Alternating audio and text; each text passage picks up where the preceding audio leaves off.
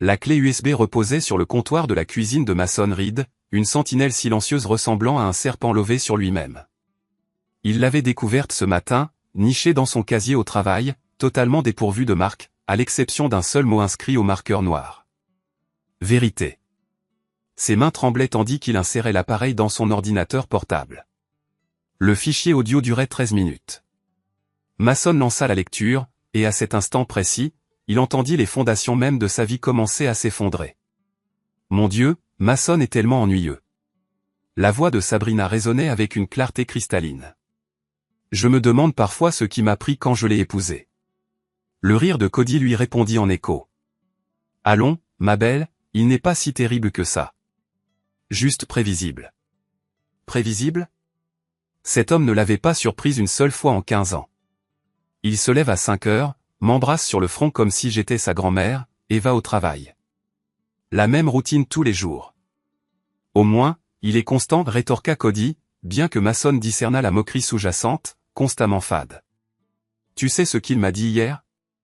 Il m'a demandé si je voulais aller chez Home Depot avec lui samedi. Home Depot ? Cody ? Comme si c'était un rendez-vous romantique. En parlant de rendez-vous, quand vas-tu lui parler de nous ? Mason sentit son sang se transformer en glace.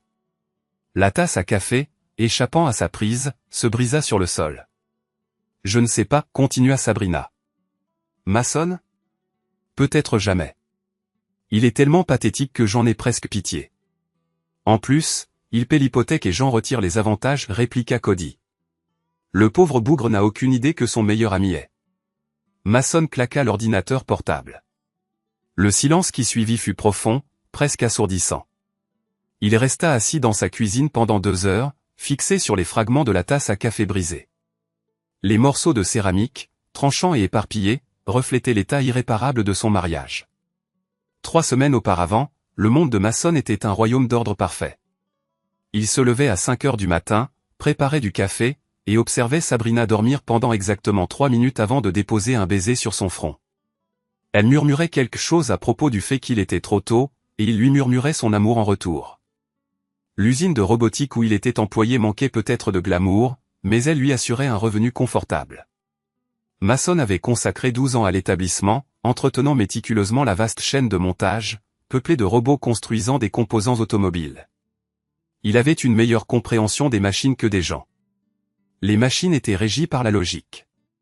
Leur dysfonctionnement était traçable à des causes définissables, permettant un diagnostic et une résolution. Cody Walsh avait commencé à travailler à l'usine à peine 6 mois auparavant. Jeune et charismatique, doté d'un sourire facile et d'une confiance que Mason enviait, Cody était rapidement devenu le chouchou de l'équipe de maintenance. Tout le monde l'adorait. Hey, Mason l'avait interpellé Cody ce mardi matin. Comment va ta femme ? Elle va bien, répondit Mason, tout en surveillant la pression hydraulique du robot numéro 7. Toujours en train de travailler sur cette rénovation de cuisine que j'ai commencé l'année dernière. Mec, il faut vraiment que tu termines ce projet. Sabrina se plaint de ses placards à moitié finis depuis des mois. Mason leva les yeux. Elle s'est plainte auprès de toi. On discute parfois quand je passe. Elle fait un café incroyable, d'ailleurs. Bien meilleur que ce jus de chaussettes de l'usine.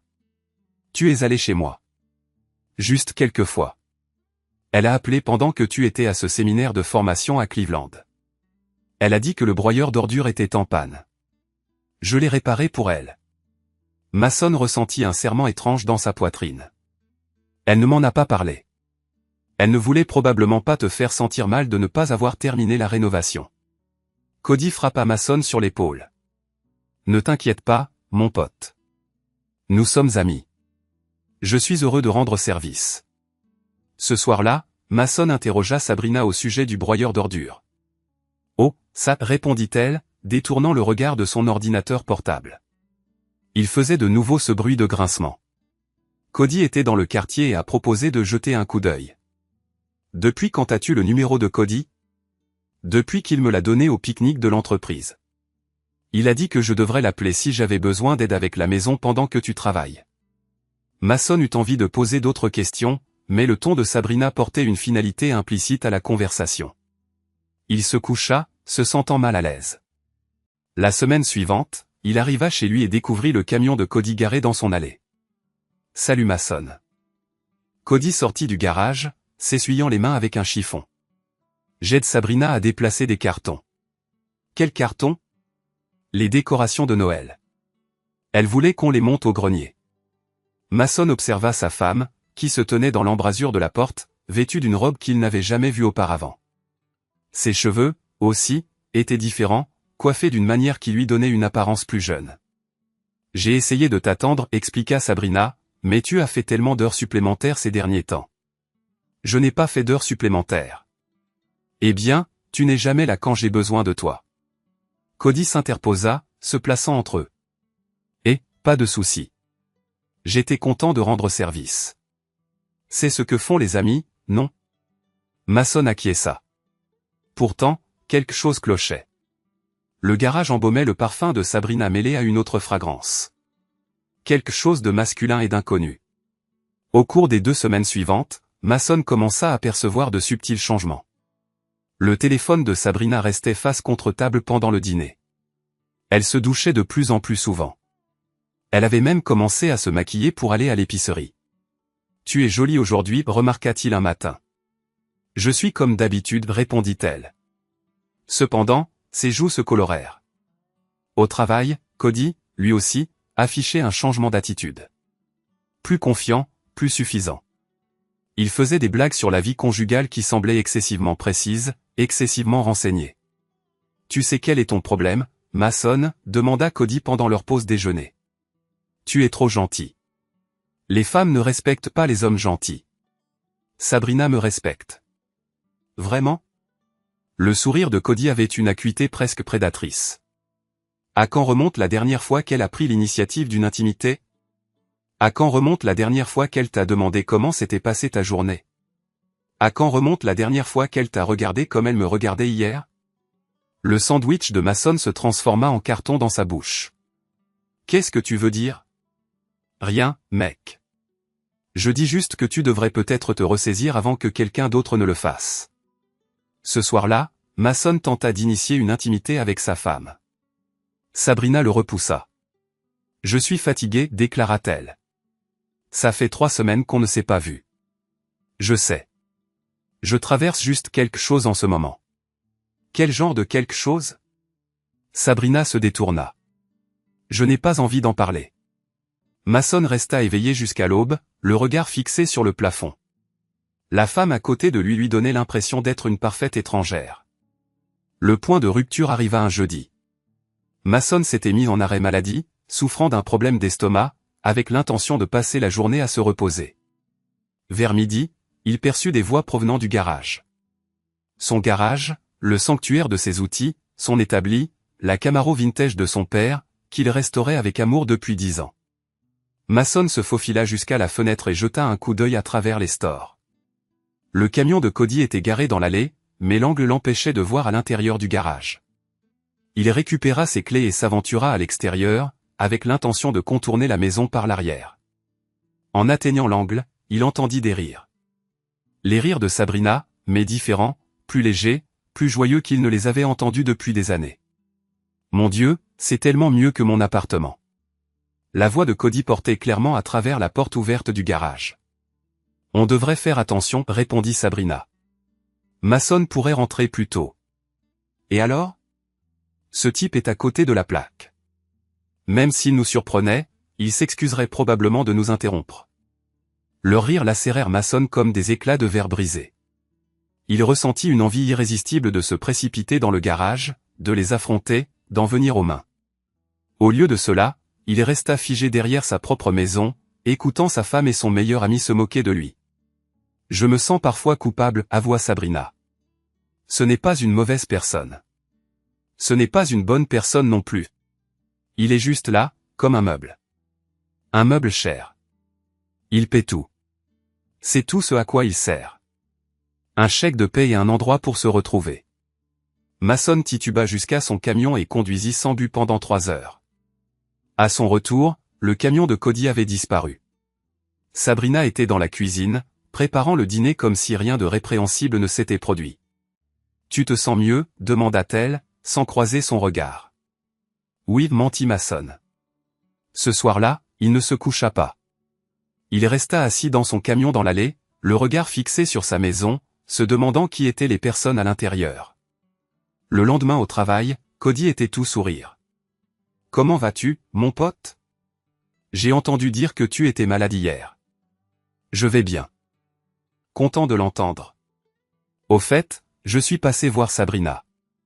Je me suis assuré qu'elle allait bien pendant que tu étais souffrant. » La poigne de Mason se resserra sur sa clé à molette. C'était attentionné. C'est ce que font les amis. En parlant de ça, tu veux aller boire une bière après le travail ? Il y a quelque chose dont je veux te parler. Mason accepta, s'accrochant à un fragile espoir que Cody avoue, s'excuse, lui donne l'occasion de pardonner et d'oublier. Au lieu de cela, Cody consacra 1 heure à discuter de ses perspectives de promotion et de ses projets d'achat d'une maison. Il ne mentionna jamais Sabrina une seule fois. « Tu es silencieux ce soir, observa Cody. »« Je réfléchis. »« À quoi ?»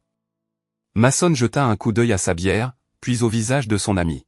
« À la loyauté. À ce que signifie faire confiance à quelqu'un. Des sujets sérieux. Tout va bien à la maison ?» Le sourire de Cody vacilla un bref instant. « Qu'est-ce que tu veux dire ? Dis-moi. » Ils échangèrent des regards par-dessus la table. Mason attendit que Cody craque, confesse sa transgression, fasse preuve d'un minimum de remords. Au lieu de cela, Cody éclata de rire. « Tu agis bizarrement, mec. Peut-être devrais-tu en parler à quelqu'un. Genre un thérapeute ou quelque chose comme ça. Peut-être devrais-je. Sérieusement, la paranoïa peut être un signe de dépression. Tu devrais peut-être te faire examiner. » Mason quitta le bar avec un sentiment d'amoindrissement, encore plus fort qu'à son arrivée. Même le fait d'avoir confronté son traître avait été perverti, le faisant se sentir comme la source du problème. Pendant la semaine qui suivit, il tenta de simuler la normalité. Il se réveillait à 5 heures du matin, embrassait le front de Sabrina, allait au travail, rentrait à la maison, dînait, regardait la télévision et se couchait. La routine qui lui avait autrefois apporté du réconfort lui semblait maintenant être une prison. Sabrina communiquait à peine avec lui.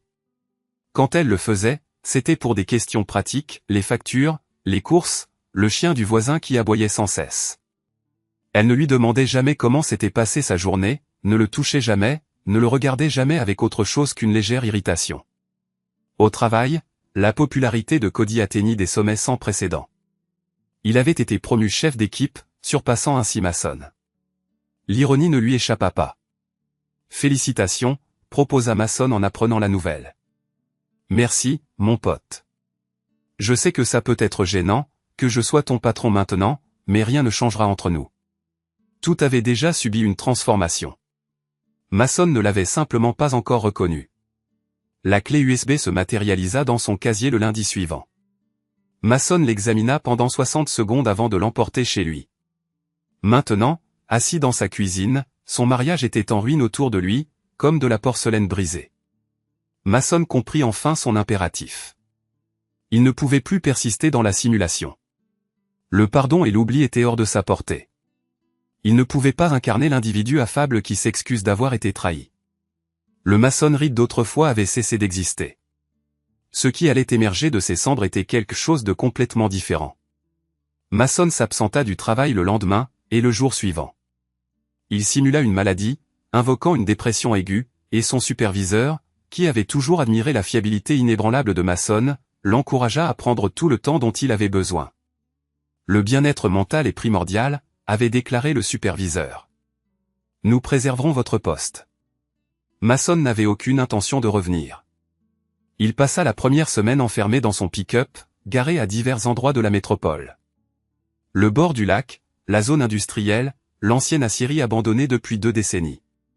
Il se nourrissait d'aliments achetés en magasin de proximité et dormait dans la cabine exiguë, ignorant les appels et les textos de Sabrina.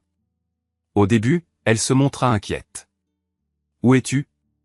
Vas-tu bien ? S'il te plaît, rentre à la maison. » Au 3e jour, son intonation s'était métamorphosée. « C'est ridicule. Tu te comportes comme un gamin. » Au 7e jour, elle avait complètement cessé de communiquer. Mason profita de ce temps pour la contemplation, pour élaborer des stratégies, pour se souvenir de son ancien moi, avant le mariage, les prêts hypothécaires et la routine monotone de l'âge adulte responsable. Il avait été boxeur au lycée. Pas exceptionnel, mais compétent. Assez compétent pour obtenir plus de victoires que de défaites. Il était plus robuste alors, plus en colère, plus enclin à prendre des risques. L'université l'avait tempéré, le mariage l'avait domestiqué, et 15 ans de travail régulier l'avaient transformé en exactement ce que Cody avait qualifié « meuble ». Cependant, les meubles pouvaient être déplacés, reconfigurés, réutilisés. Le 8e jour, Mason conduisit à la périphérie de la ville, vers une propriété qu'il avait héritée de son oncle 5 ans auparavant. Elle comprenait 8 hectares de broussailles, avec une modeste maison et un vaste garage qui avait autrefois servi d'atelier de réparation automobile. Lui et Sabrina avaient envisagé de la vendre, mais le marché était défavorable, et Mason était sentimental à l'idée de la conserver. Maintenant, il était reconnaissant de l'avoir fait. La maison était poussiéreuse, mais habitable. Le garage regorgeait d'outils et d'équipements anciens, y compris un élévateur automobile complet et suffisamment d'espace pour entretenir plusieurs véhicules. Mason consacra la journée au nettoyage, à l'organisation et à la planification. Il retourna à sa véritable résidence après la tombée de la nuit, se garant dans la rue et observant par les fenêtres. Sabrina était affalée sur le canapé, son ordinateur portable ouvert, probablement engagée dans une conversation vidéo avec Cody. Elle semblait détendue, voire heureuse. Mason n'éprouva rien en l'observant. C'était l'aspect le plus troublant. Pas d'animosité, pas de désespoir, juste un engourdissement froid et vide là où résidait autrefois son affection pour elle. Il entra dans la maison pendant qu'elle prenait sa douche, emballa 2 valises avec ses vêtements et ses effets personnels, et laissa un mot sur le comptoir de la cuisine. Parti pour un certain temps. Besoin de réfléchir. N'attends pas mon retour. Lorsque Sabrina découvrit le mot, Mason était déjà de retour sur la propriété de son oncle, assis dans le garage obscurci avec une bière et un carnet, consignant tout ce qu'il savait sur Cody Walsh. Cody était originaire de l'Ohio. Il avait déménagé en ville 6 mois plus tôt pour le poste à l'usine. Il résidait dans un appartement d'une chambre sur le côté sud, conduisait un Ford F-150 en leasing et avait été marié auparavant. Son ex-épouse résidait à Cincinnati avec leur fille de 8 ans. Il était charmant, sûr de lui et fondamentalement égoïste. Il identifiait les opportunités et les saisissait sans se soucier des conséquences pour les autres. Il avait probablement été infidèle à son ex-femme également. Plus important encore, Cody était imprudent. Il prenait des risques parce qu'il n'avait jamais rencontré de véritables conséquences à ses actes. Il présumait que les autres, en particulier les individus aimables comme Mason, seraient invariablement trop faibles ou trop vertueux pour riposter. Mason avait l'intention de lui démontrer son erreur. La phase initiale de sa stratégie était de disparaître complètement. De laisser Cody et Sabrina croire qu'ils avaient triomphé. Que Mason avait simplement capitulé et était parti. De les laisser devenir complaisants. Imprudent, sûr de lui, il contacta l'usine et présenta formellement sa démission, invoquant une urgence familiale. Son superviseur fut déçu, mais compréhensif.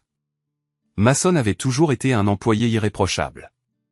Personne ne remit en question ses raisons de partir. Il ferma son compte bancaire commun avec Sabrina, transférant la moitié des fonds sur un nouveau compte dans une autre banque. Il annula ses cartes de crédit, son abonnement à la salle de sport, son abonnement au journal local. Il effaça méticuleusement Mason Reed des registres de la ville. La deuxième phase était la métamorphose. Mason s'était laissé aller au fil des ans. Pas obèse, mais ramolli. Confortable. Il avait encore le physique d'un athlète, mais il avait perdu le tranchant. Il retrouva son ancien entraîneur de boxe, Ray Martinez, qui travaillait dans une salle de sport du quartier des Entrepôts. Ray avait 65 ans maintenant, les cheveux gris et souffrant d'arthrite, mais ses yeux conservaient toujours l'éclat prédateur d'un combattant. Mason Reed, prononça Ray lorsqu'il entra dans la salle de sport. J'ai entendu dire que tu t'étais marié. Installé. C'est le cas. Ça n'a pas marché. Je suis désolé d'apprendre ça. Es-tu ici pour retrouver la forme? Je suis ici pour devenir dangereux. Ray l'examina longuement. C'est une toute autre affaire. Es-tu certain que c'est ce que tu désires? J'en suis certain. Alors commençons. Mason se lança dans l'entraînement avec la ferveur d'un homme qui n'avait plus rien à perdre. Il était à la salle de sport à 6 heures du matin chaque jour. Courir, soulever des poids, frapper le sac lourd jusqu'à ce que ses mains saignent. Ray collaborait avec lui sur la technique, lui rappelant les combinaisons qu'il avait oubliées, lui en enseignant de nouvelles. Tu n'as plus 20 ans, le mit en garde Ray. Tu ne peux pas simplement foncer tête baissée dans les escarmouches. Tu dois être astucieux, patient. Fais en sorte que chaque coup porte. Mason cultiva la patience. Il apprit à attendre le moment opportun pour placer ses coups, à inciter ses adversaires à commettre des erreurs. Il apprit à infliger des dégâts efficacement. La troisième phase était l'acquisition de renseignements. Mason ne pouvait pas simplement approcher Cody et Sabrina et les confronter. Il avait besoin d'un levier, de preuves, de munitions. Il commença par installer un minuscule dispositif d'enregistrement dans le camion de Cody. Rien de sophistiqué, juste un enregistreur numérique basique fixé sous le siège passager.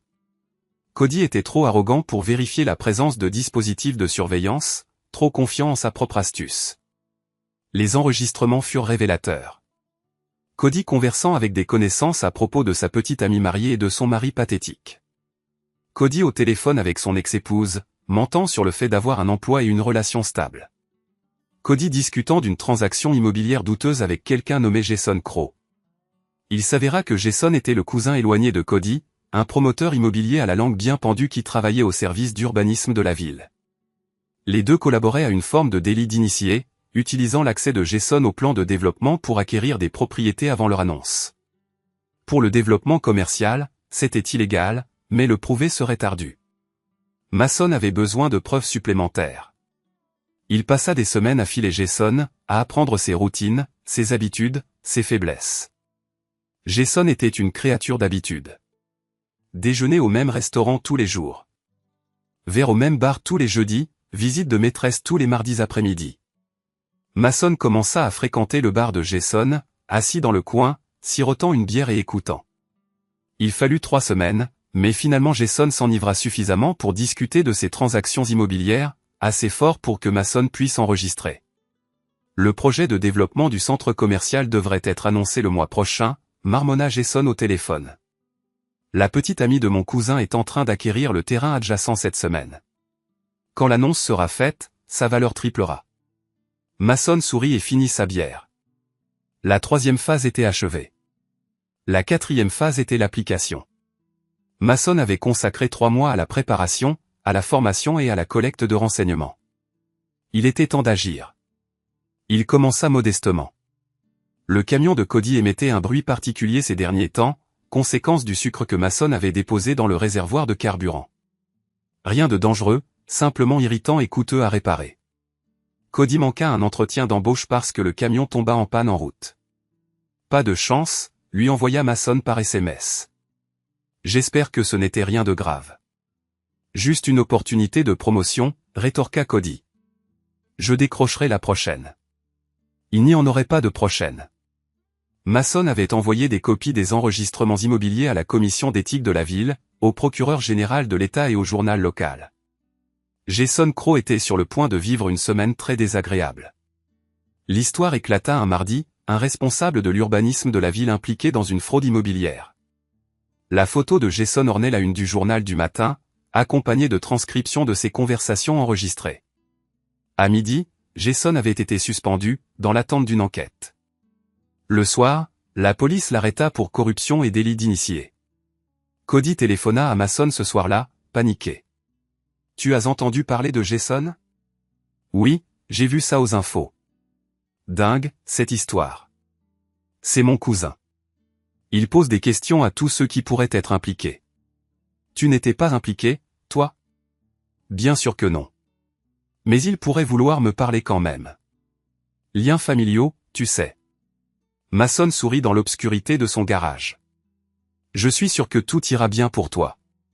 Tu es doué pour te sortir des mauvais pas. » La police souhaita bel et bien parler à Cody. Elle souhaita lui parler de plusieurs acquisitions immobilières suspectes, des appels téléphoniques enregistrés entre lui et Jason, de son intérêt soudain pour l'investissement immobilier. Cody engagea un avocat avec des fonds qu'il ne possédait pas. Le stress se manifestait sur son visage, dans ses performances au travail, dans sa relation avec Sabrina. Il se comporte bizarrement ces derniers temps, se plaignit Sabrina à une amie au téléphone. Mason écoutait. Paranoïaque, sur les nerfs. Ce n'est pas attirant. Peut-être qu'il est juste stressé à cause du travail, suggéra son ami. C'est plus que ça. Il n'arrête pas de me demander si j'ai remarqué quelqu'un qui le suivait, si j'ai vu des véhicules inconnus. Il me rend anxieuse. Mason était patient. Il laissa la pression s'accumuler progressivement, comme l'eau derrière un barrage. Tous les quelques jours, quelque chose d'autre se passait mal dans la vie de Cody. Sa carte de crédit était refusée dans un restaurant. Le gérant de son appartement recevait une plainte anonyme concernant de la musique excessivement forte. Son ex-femme recevait un colis mystérieux, rempli de preuves de son montage immobilier douteux, dont aucune ne pouvait être reliée à Mason. Il était méticuleux, méthodique et pratiquement invisible dans ses machinations. À l'approche de Noël, Cody était en plein désarroi. Bien que l'enquête immobilière l'ait exonéré de toute responsabilité pénale, le stress qui en avait résulté avait entraîné la perte de sa promotion et de ses réserves financières. De plus, sa relation avec Sabrina était gravement compromise. Son ex-femme menaçait de retourner devant les tribunaux pour une nouvelle bataille pour la garde.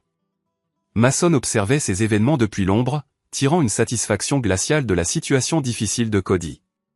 Cependant, il était loin d'en avoir fini. En effet, le vrai travail ne faisait que commencer. La réunion clandestine dans l'entrepôt était prévue pour le 15 janvier. Mason avait consacré des semaines à orchestrer la réunion, en utilisant un compte de messagerie électronique fabriqué et un récit soigneusement construit concernant une opportunité d'emploi potentielle. Cody, dans son désespoir, était prêt à rencontrer quiconque pourrait lui offrir un travail stable. Mason arriva bien à l'avance, positionnant son camion derrière le bâtiment délabré et effectuant un inventaire final de son équipement, un appareil photo numérique, un dispositif d'enregistrement de secours et une trousse de premiers secours complète. Il n'avait aucune intention de mettre fin à la vie de Cody. Un tel acte serait bien trop simpliste, trop propre. Le sort qu'il envisageait pour Cody était considérablement plus grave. Le camion de Cody arriva précisément à 8 heures du soir. Mason, regardant à travers la fenêtre sale, vit Cody en sortir. Il regarda autour de lui nerveusement. La pression cumulative des mois précédents avait visiblement fait des ravages.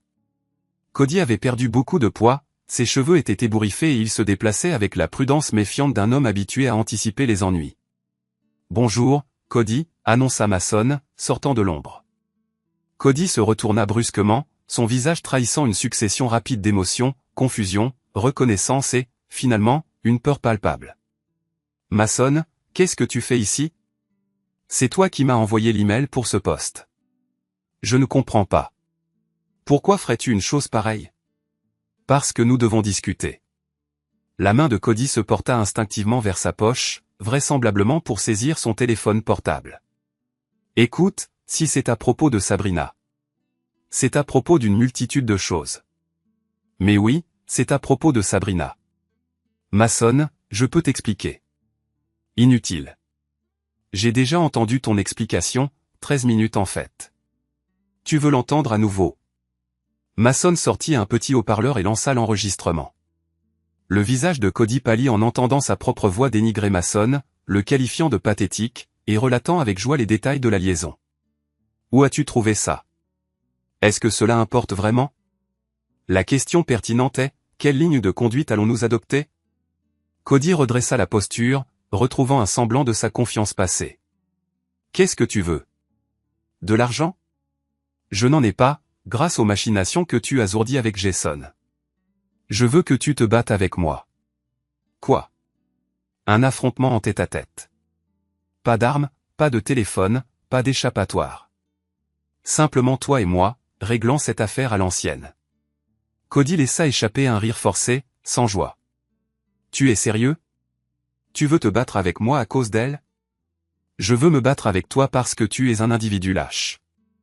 Parce que tu t'es approprié quelque chose qui ne t'appartenait pas. Parce que tu incarnes le genre d'homme qui fait du mal à une créature sans défense.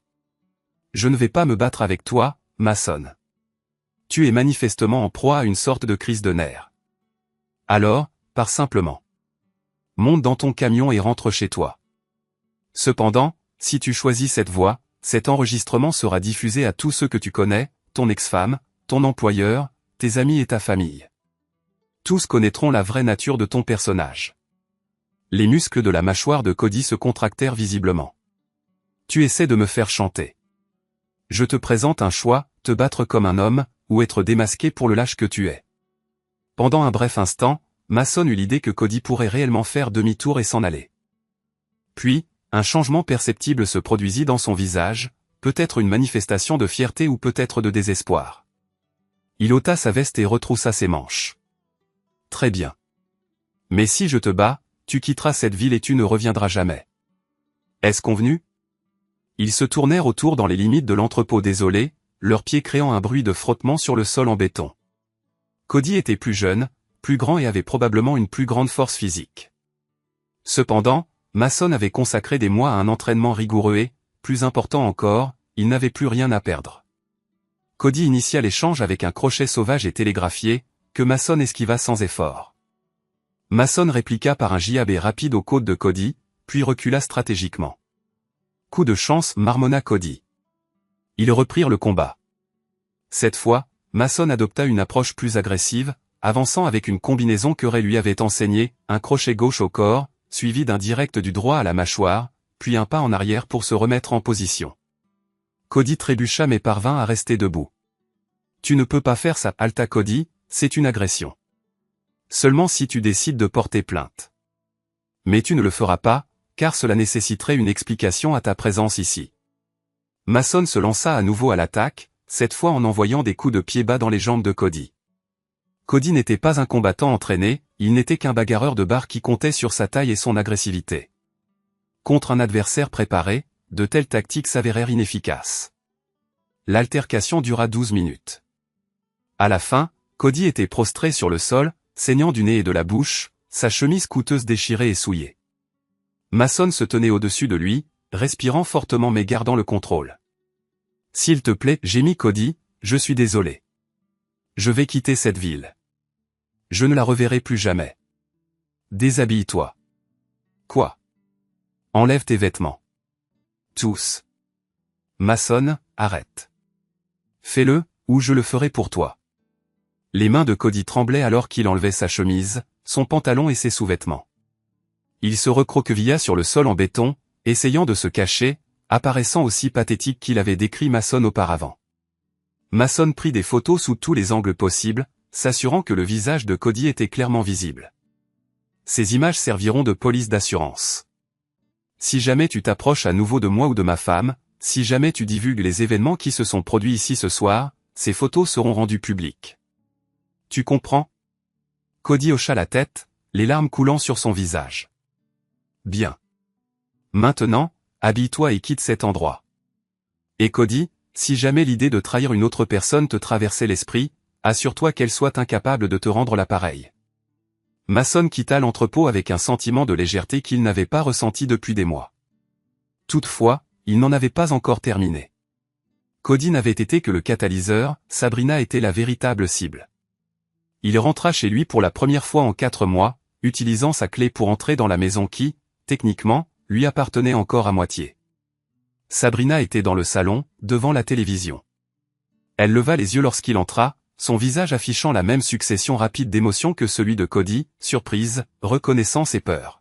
« Mason, où étais-tu passé ?»« Au travail. »« À quel travail ?»« Tu as démissionné de ton poste il y a des mois. »« J'avais d'autres tâches à accomplir. » Elle scruta son visage, remarquant les changements.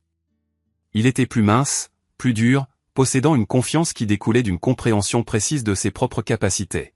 « Tu as changé, » observa-t-elle. « Je suis différent. » Mason s'assit en face d'elle, maintenant un contact visuel inébranlable. « Il faut qu'on parle de Cody. » La contenance de Sabrina vacilla légèrement. « Quoi, à son sujet ? » ?»« Tu sais très bien quoi, à son sujet. »« Je n'ai aucune idée de ce à quoi tu fais allusion. » Mason sortit son téléphone portable et lança l'enregistrement. Le visage de Sabrina se vida de sa couleur lorsqu'elle entendit sa propre voix discuter de la liaison, dénigrer son mari et rire de son ignorance. Ce n'est pas. Je peux expliquer. Inutile. Je comprends parfaitement. Tu t'ennuyais. Il était excitant. J'étais commode. C'est une histoire simple. Mason, je suis désolé. J'ai fait une erreur. Tu as fait un choix. Chaque fois que tu lui as permis d'entrer dans notre maison, Chaque fois que tu m'as menti en face, chaque fois que tu t'es moqué de moi avec lui. Ce n'était que des choix. Sabrina commença à pleurer. Je t'aime. Je n'ai jamais cessé de t'aimer. Non, tu ne m'aimais pas. Tu aimais la sécurité que je t'offrais, la maison, les revenus, la stabilité. Tu aimais avoir quelqu'un pour gérer les aspects banals de la vie pendant que tu te livrais à tes aventures. Ce n'est pas vrai. Vraiment? À quand remonte la dernière fois que tu t'es intéressé à ma journée? À quand remonte la dernière fois que tu m'as embrassé sans que je te le demande? À quand remonte la dernière fois que tu m'as regardé avec la même affection que celle que tu lui témoignais? Sabrina ne répondit pas. Mason se leva et se dirigea vers la cuisine, revenant avec une enveloppe Kraft. Les papiers du divorce. J'ai déjà apposé ma signature. Tu peux garder la maison. Je n'en veux plus. Tu peux aussi garder la majorité des économies. Je n'ai besoin de peu. Mason, s'il te plaît. On peut arranger ça. On peut faire une thérapie de couple. Je n'ai aucune envie d'arranger quoi que ce soit. Je veux me libérer de toi. Qu'en est-il de 15 ans de mariage? Qu'en est-il? Tu les as jetés pour quelques mois d'excitation éphémère. Mason se dirigea vers la porte, puis s'arrêta. Ah, et Sabrina, tu devrais peut-être te trouver un nouveau soupirant. Cody ne sera pas disponible avant un bon moment. Qu'est-ce que tu veux dire? Renseigne-toi auprès de lui, si tu parviens à le retrouver. Mason laissa sa femme pleurer dans leur salon et retourna à son véritable foyer, le garage où il s'était patiemment reconstruit à partir des fondations.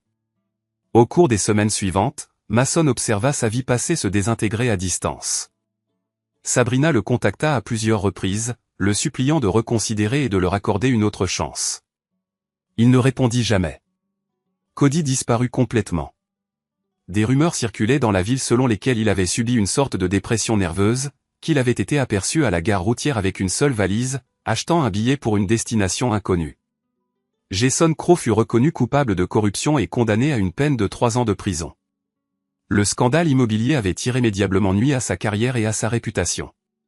Le monde de Sabrina s'effrita plus progressivement. Ses amis commencèrent à prendre leur distance à mesure que la nouvelle de la liaison se propageait. Son travail devint inconfortable car les gens commencèrent à la regarder différemment. Sa famille, qui avait toujours tenu Mason en haute estime, fit clairement connaître sa désapprobation. 6 mois après la finalisation du divorce, Mason croisa Sabrina à l'épicerie. Elle paraissait plus âgée, usée par les conséquences de ses choix. Son panier contenait un assortiment de plats surgelés et de vin. « Mason, dit-elle, sa voix à peine audible. « Sabrina, comment vas-tu? »« Je vais bien. Vraiment bien. » Elle hocha la tête, les larmes lui montant aux yeux. « J'ai entendu dire que tu voyais quelqu'un. » Mason ne voyait personne, mais il choisit de ne pas la contredire. « Je me concentre sur moi-même pour le moment. » Tu me manques. Je sais. Est-ce que je te manque? Mason réfléchit à la question. Honnêtement, la personne que je croyais que tu étais me manque. Mais cette personne n'a jamais existé, n'est-ce pas? Sabrina se mit à pleurer au milieu du rayon des céréales. Mason n'éprouva aucune réaction émotionnelle en observant ses larmes. Ni satisfaction, ni pitié. Simplement le même engourdissement glacial qui avait remplacé son amour pour elle. Je suis désolé, sanglota-t-elle. Je suis tellement désolé. Je sais que tu le es. Mais le chagrin ne répare rien. Le chagrin ne restaure pas les 15 années que j'ai gaspillées à croire que je te connaissais. Mason se retourna et s'éloigna, laissant son ex-femme pleurer à côté des cornflakes. Il avait exprimé tout ce qui devait l'être. 1 an plus tard, Mason travaillait comme mécanicien indépendant, voyageant de petite ville en petite ville et résolvant des problèmes mécaniques dont personne d'autre ne voulait s'occuper. Il menait une existence spartiate, possédait le strict minimum et ne faisait absolument confiance à personne. Il était heureux. Pas le bonheur frénétique de quelqu'un qui essaie de se persuader qu'il va bien, mais la satisfaction sereine d'un individu qui avait affronté les aspects les plus terribles de son être et qui en était ressorti indemne. Par une douce soirée de septembre, Mason travaillait tard dans son garage lorsqu'il entendit frapper à la porte. Il ouvrit et découvrit une femme d'une trentaine d'années, séduisante mais d'apparence fatiguée, tenant une petite valise. « Êtes-vous Mason Reed » demanda-t-elle. « Cela dépend de qui pose la question » répondit-il. « Je m'appelle Jennifer Walsh. J'étais marié à Cody. Mason scruta son visage, discernant l'intelligence qui se cachait derrière la fatigue. Que puis-je faire pour vous, demanda-t-il. Je sais ce que vous lui avez fait. Je sais ce qu'il vous a fait. Je veux apprendre. Apprendre quoi? Comment faire expier ses fautes à quelqu'un? Mason s'écarta et la laissa entrer. Tandis qu'elle le dépassait pour entrer dans le garage, il aperçut l'étincelle fervente dans ses yeux, la même étincelle qui l'avait enflammé si longtemps. Ce n'est pas aussi satisfaisant que vous pourriez le penser, la prévint-il. Peut-être pas. Mais c'est mieux que l'inaction. Mason ferma la porte et esquissa un sourire. Le Mason Reed d'antan l'aurait éconduite, l'aurait imploré de pardonner et d'oublier, d'incarner la personne la plus noble. Mais le Mason Reed d'antan était mort. Ce qui restait était quelque chose de plus formidable, de plus froid, de plus lucide sur l'essence de la justice et de la rétribution. Dites-moi ce qu'il a fait, dit Mason.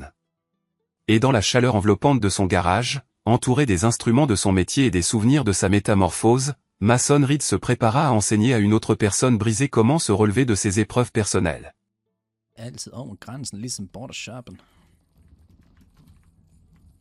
Er det her et langt hop? Okay, der var det. Ja. Nice. Ja, nej. Det kunne altså også være nice, hvis der var lyd på den der counter. Det her det er et langt hop.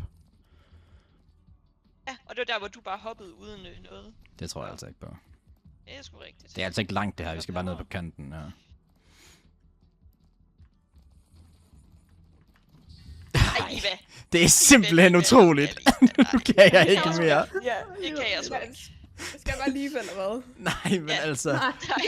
Vent. Jeg skal lige sætte mig om. Jeg er også ikke skuffet over mig selv. Undskyld. Det var ikke Smiller, nej. Det var lige ved. Altså 3. Ja, makes sense, Pentacle. Jeg er klar igen. Det er faktisk insane, at vi ikke har slået vores peak endnu.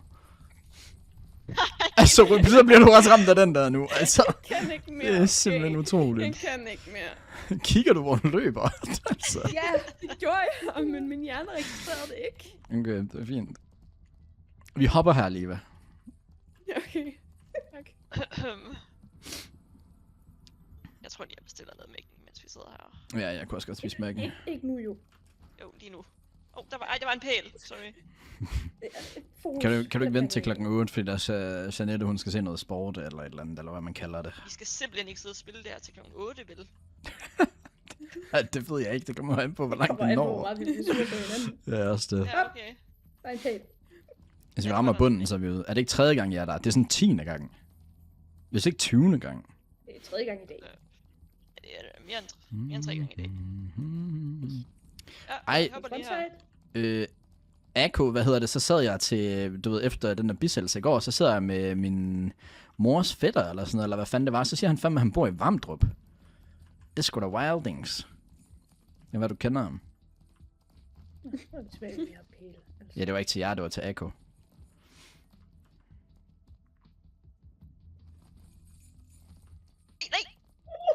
Smilla.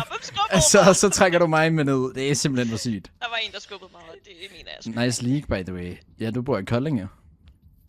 Kan vi komme op her, eller skal vi hoppe ned? Nu skal jeg have en af op. Jo, så skal I hive. Nej, okay. Det er okay. Så prøver vi bare igen, jo. Jeg kan simpelthen ikke mere. Altså, det er faktisk utroligt. Vi er ved at have styr på det her stykke, men vi falder ned hver gang. Jamen, altså det stykke, vi herfra og derop til cirka. Vi er ved at styr på. Altså, Cobra, det er ikke engang mig, der falder ned. Se klippet. Ja, AGB Karl, det gør jeg lige, mens jeg er in-game. Vær fucking sød ved Akke. Men altså... Cobra, jeg er klart dårligst til River Runners. Det er jo ikke mig, der falder ned i det her.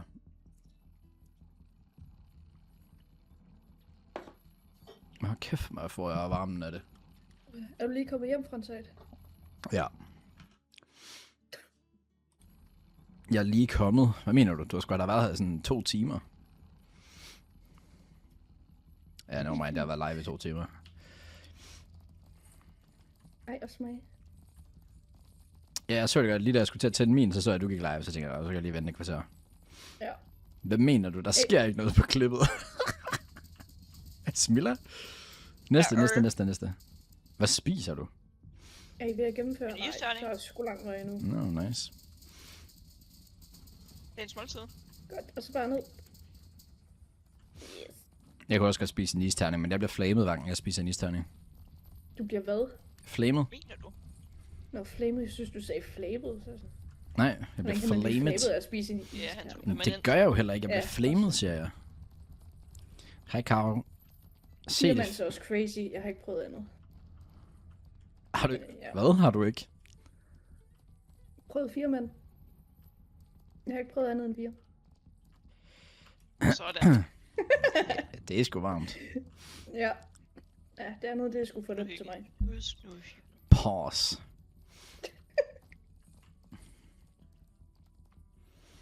Ja.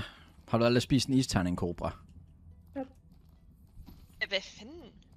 Ja, jeg synes, det andet bliver for sent. Altså, jeg er Det synes jeg. utålmodig. Ja, same. Nej. Nå, det er sgu da meget normalt sommersnack, når man lige skal køle ned.